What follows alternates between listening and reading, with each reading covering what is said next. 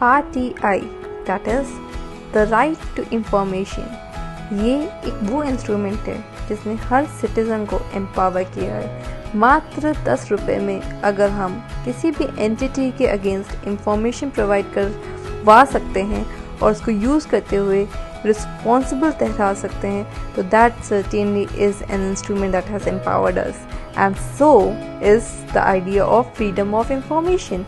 So article 19 में जो हम लोग बात करते हैं that idea of freedom of speech and expression, वो कुछ भी ना होता अगर हमारे पास RTI ना होता, क्योंकि अगर हमारे पास इंफॉर्मेशन ही नहीं है, हम इंफॉर्मेशन को सही से प्राप्त ही नहीं कर सकते, तो फ्रीडम ऑफ स्पीच और एक्सप्रेशन में कहीं ना कहीं कमी आ जाती है।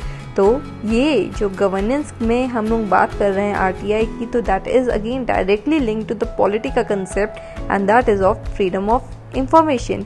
तो इसीलिए open government, that is the idea of transparent government, जहाँ पे हम लोगों को एक्सेस हो उनकी इंफॉर्मेशन का, ये सब के लिए हमारे पास 2005 में RTI एक्ट आया था।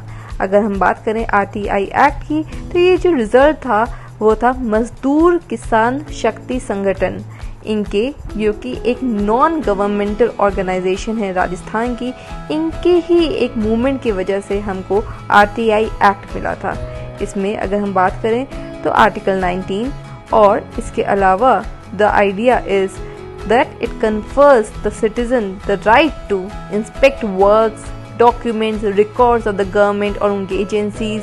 हम लोग यहाँ पर सर्टिफाइड सैंपल्स ऑफ मटेरियल भी मंगवा सकते हैं।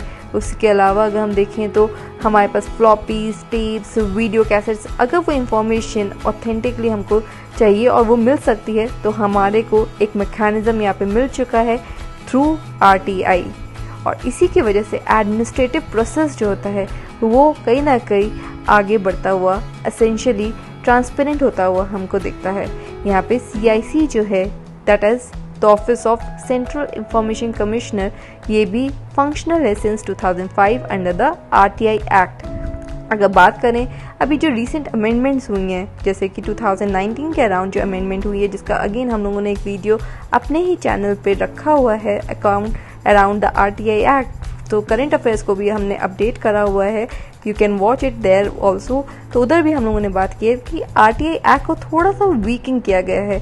तो क्वेश्चन आता है कि the idea of term, the idea of salary and the idea of independent working of CIC, ये सब एस्पेक्ट्स को कैसे एक तरह से हार्मोनी करें कि हम लोगों को एक बैलेंस मिले, तो that is also we have to talk about.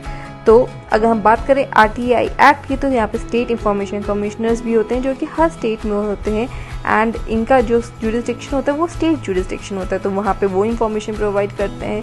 वहीं पे अगर हम देखें तो 30 डेज़ के अंदर हम लोगों को आंसर मिल जाते हैं ज़्यादातर। और इसी का ही एक एग्जाम्पल ये बनता है कि जो सिटीज़न ऑफ इंडिया होता है वो, यानी हर एक सिटीज़न RTI एप्लीकेशन फाइल कर सकता है और अपना रिस्पॉन्स मांग सकता है। यहाँ पर हम लोग जैसे कि कोई डिले इन डिसीजन मेकिंग हो रहा हो, या कोई रिसोर्स का नॉन यूटिलाइजेशन हो रहा हो स्कीम्स का, या फिर किसी टेंडर में कोई प्रॉब्लम आ रही हो, ये सब की अकाउंटेबिलिटी हम लोग फिक्स कर सकते हैं। इसीलिए ये एक्ट जो है वो बहुत ज़्यादा इम्पॉर्टेंट होता है।